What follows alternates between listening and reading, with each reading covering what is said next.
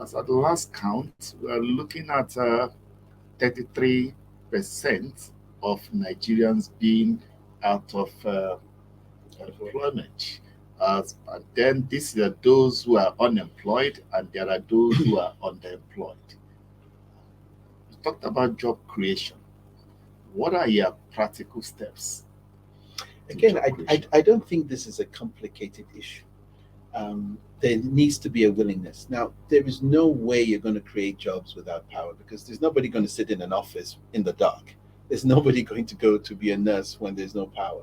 We fix the power situation in Nigeria, jobs will come. There's an absolute multiplier effect of having power. Entrepreneurs will get the knowledge to do this. Farmers can work properly. There's beneficiation.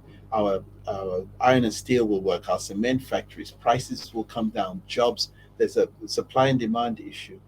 We're taking the power situation so lightly. Look at Mambila and the billions we have spent there. Mr. Atiku not so long ago said the trillions of naira has been spent on the power sector and have failed. I mean, why would somebody, for the love of God, go and admit a failure and you're running for office? Step out of the way and let a young man come in there with a vision for a greater Nigeria that will put young people to work, use the kind of energy that is needed to be able to move. We don't need to go for loans. God has blessed this country with sunshine. Let's use it properly. And if you're not young enough to understand that, you need to step out of the way. Let young, clear headed leadership that has experience. This is not a question of theory, this is a question of practical. Nigeria needs a leader to roll up his sleeves and get things done. And if you haven't had the experience, and I'll tell you for sure, and I want your leaders, your listeners to understand this. There's nobody in this race that will get this country moving the way I can. I have the experience. I've been at the United Nations as an undersecretary for renewable energy. I built my own plants. I have my own technology that's proudly Nigerian. And this is the one thing that drives me more than anything else. It is a simple task that has an incredible multiplier effect from every sector in the Nigerian economy. And if we do not take this opportunity now, we will regret it for a very long time to come. All right, I want to pause here and ask my friends who have Opie joined and us James. online. James, let me pause here. Do you have a question for my guest now? Because it's time you feel free to ask my guest your question now. He Yes, has the thank time for you. now. Thank you. Thank you. Thank I you. have a number of questions actually. Um, Let me start from where I think he stopped or so. He made mention of young men taking over power from the old, something like that. I'm not quoting him verbatim. If we look at the history of this country carefully, you discover that it is the young men that has plunged us into this crisis we are grappling with today. Those who laid the foundation of the country, like Awolowo, Nnamdi Azikiwe, Tafawa Balewa, Yakubu Gowon, what's his name, Obasanjo, the governors, I mean, they were all young men while they were in power. They laid the foundation we are grappling with today. What is the guarantee that when modern young men are given the position or the opportunity to control government, they will not behave irresponsibly as the young men before them? This is very important because we should bear in mind that it is the same class of people mismanaging the country since independence that are still in power. And they're handing the baton over to their children or members of that same class, probably of younger generation. What is the guarantee that modern young men are better than the previous young men? That's the first Thank you, question. James.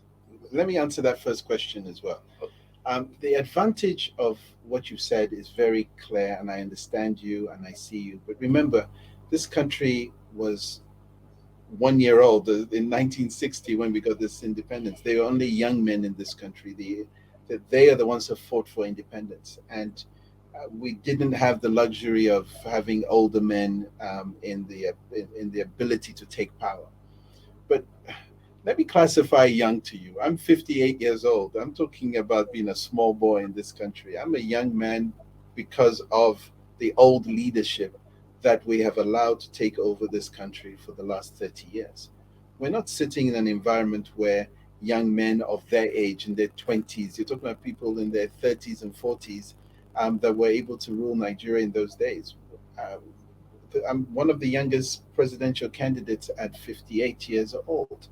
That's that in any country. I'm getting close to retirement. I have to fight to be a bridge between the present and the future, and the future is in this 30-year-old bracket. What makes me slightly different, if I may add, is that I've had the experience of working outside. I've learned my trade. I'm very well educated. I love my country. I'm a patriot. And I'm coming here to do what I believe any Nigerian that has had the foresight and experience that I've had. I want to bring that back to my country. And I mean, there's no point going out there and learning these things and for what use? I still have my Nigerian passport. I'm very proud of that fact. But the most important thing is that this is our nation. We have to fight for it.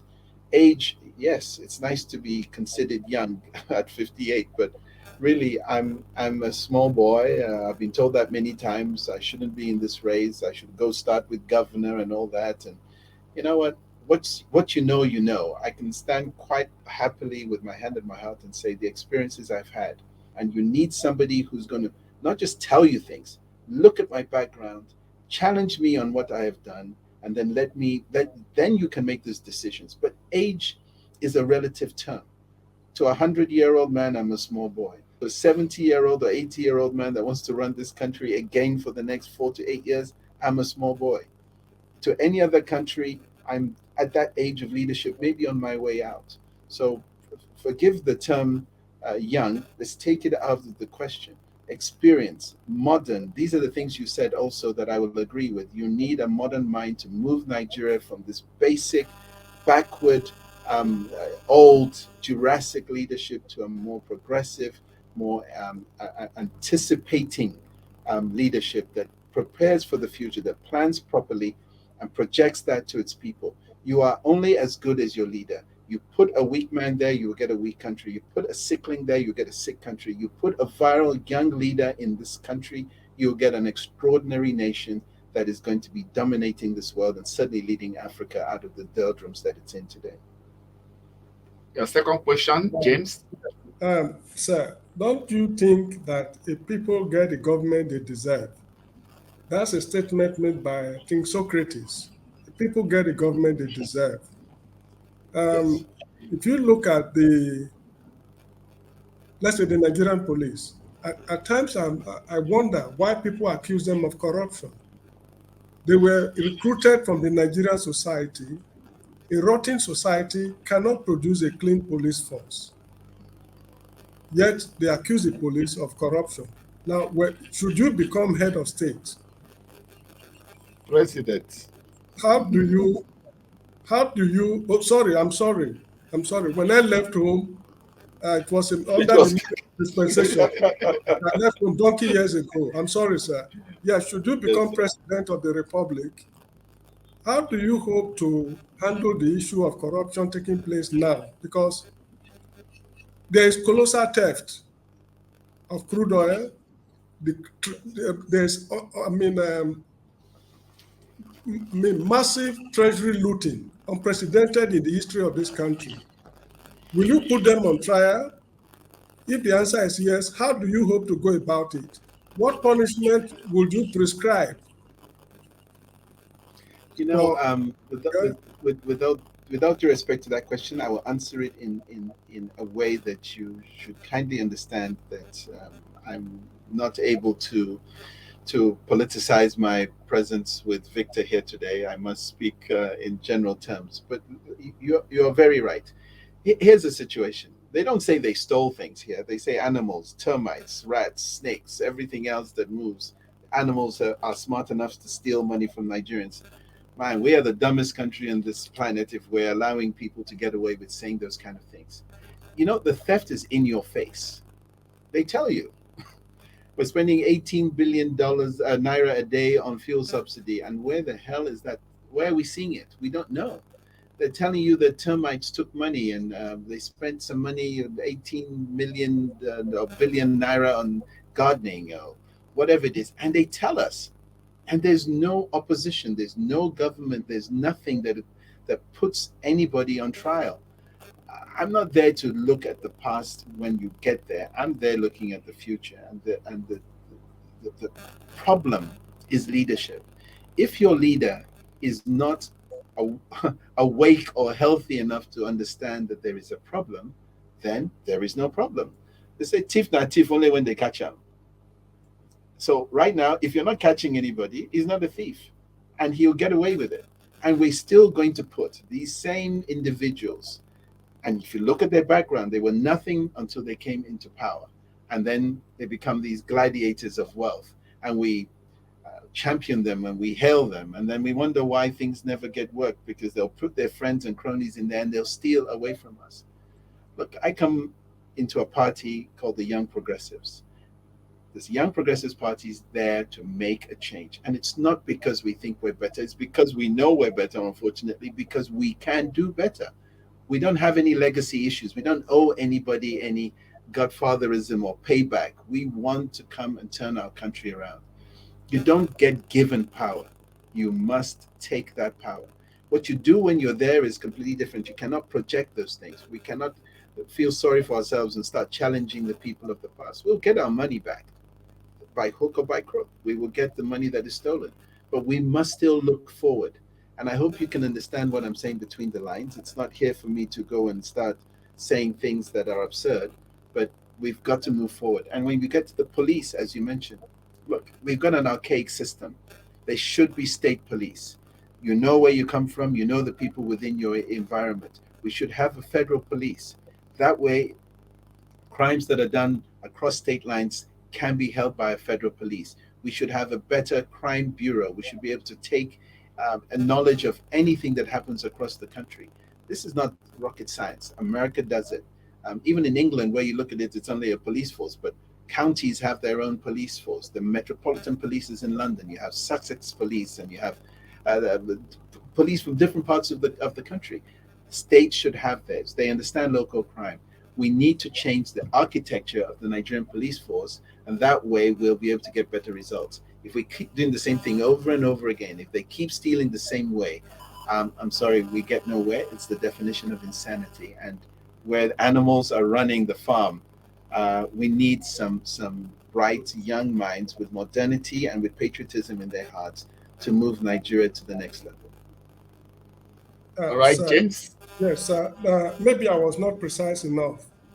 For example, not long ago, just about a week or less than a week ago, a crude oil, oil tanker was arrested in Equatorial Guinea. They stole about 3 million barrels of crude oil from the country. That is a clear case of theft, Yes. which nobody can, debunk. Now, should you come to power, will this kind of people stand trial? That is what I mean. Will you put them on trial? I'm asking this because when Murtala Mohammed came to office in 1975 or thereabout, there were commissions of inquiry. I was in Midwest State then, that was later changed to Bender. We had the Mudiaga OJ Commission of Inquiry. People were ruthlessly dealt with for engaging in activities unexpected of them. What will you do to punish the evildoers of today? That is what I mean. It's good we look far into the future. We want something concrete, something empirical. How will you go about it? Well, again, I will say this: there's rule of law. We cannot go back to where we were in the past, where we will put up these panels and there will be reasons. If we do not have justice, we do not have a country. We cannot go around willy-nilly arresting people because of something somebody said.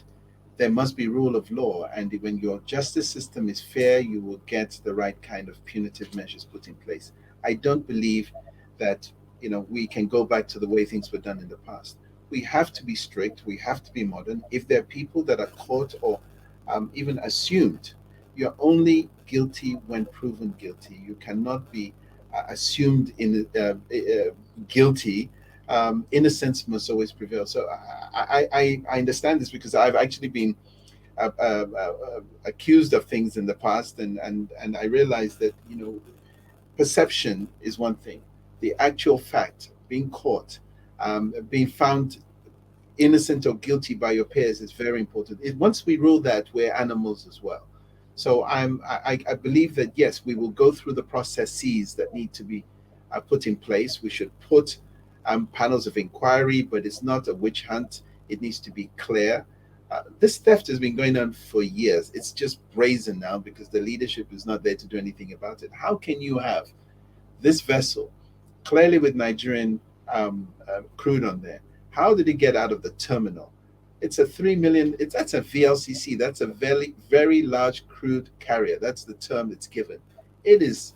It takes forever for that thing to turn in the middle of the ocean. You can't. It's not invisible. It wasn't a submarine. Somebody saw it. The Navy saw it. NNPC saw it. Multinational Task Force saw it. Somebody saw that, and along that line, a lot of people are at least involved in this crime. But this has been going on through the last administration with the Zani and everything that we saw. It has been gone through with the Tam David West administration. It's gone through many iterations of government. Theft on the high seas is a Nigerian problem, but there are ways to deal with it. And there are methods in which we must put in place. But if you do not have justice, we're just going to be killing each other and harassing each other, and it'll become something else. And, Murtala is not alive today. He was assassinated. We don't know what that's all about. When you have crude justice, you will have crude justice all the way through. We must have a justice system that is real, that is true, and is just. And everybody feels that the reward or the punishment is based on what you did. And that's just my feeling about that. With due respect, sir, I think you are a real patriot of Nigeria. And I believe you have a good heart for Nigerians, and I believe you want good for Nigeria. But what I disagree is why you want to waste some of the people's vote in order to remove all these old politicians from power.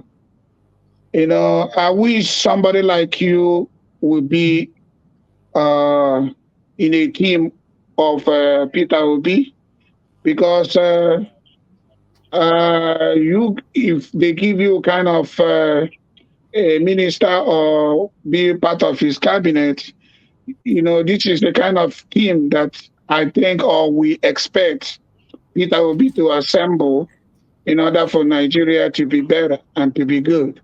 You have all the qualification and all the mind to make Nigeria good or change Nigeria to another level. But it's unfortunate that your party is not there yet. I would suggest, with due respect, to see you look to me. I don't know why this is my first time of seeing you or hearing you, but I just have confidence in you. Honestly, just right there. Okay. But I know I don't want this your intellectual or your mind to just wasted because you are in the wrong party. I'm not telling you to move out of your party, but I'm suggesting that we all have one goal. What is the goal? To remove these old people out of party, out of politics, out of power. Take the power away from them. You've lived in the United States. You see how things run here. They all have been here, but immediately they get to the Nigerian airport, they forget about what they saw or whatever. Many of them now have run to abroad because of insecurity in Nigeria, but they created it when they don't care about it. Atiku stays in Dubai because there's no power in Nigeria, but his administration stole 16 billion, claiming that they are building power somewhere in the middle belt or whatever. So my suggestion or my appeal to you, like I said, I don't mean to disrespect you, is to think over this, see if you can join the team And I believe the way you are, you will be highly placed in a better position, since we all have one goal to change Nigeria, take power from the youth.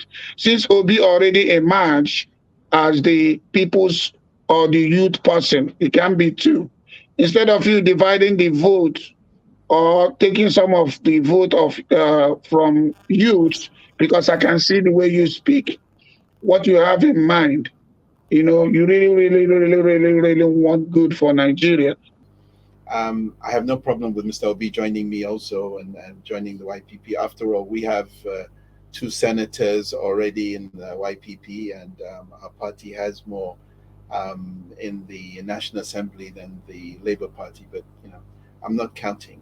I did get approached by them a while ago through some of the high-ranking people within the Peter Obi organization, and I sat and I discussed with them. But we are not in the same direction. I believe in Nigeria that is slightly different. I am a practitioner of the things that I'm good at. Not one of the contestants in the 2023 elections has ever been in the military and the military industrial complex. And we have security as a problem. How are you going to deal with that? There's only one person qualified to do that. And I've told them the same thing. I do not have a respect for somebody who's going to be the commander-in-chief of the armed forces of the Federal Republic of Nigeria that's never flown a plane, a jet, shot a weapon, built a weapon system, created a military-industrial complex. I'm the only one in this race that has done that. And I can stand proudly on that record in 18 different countries, and I have served.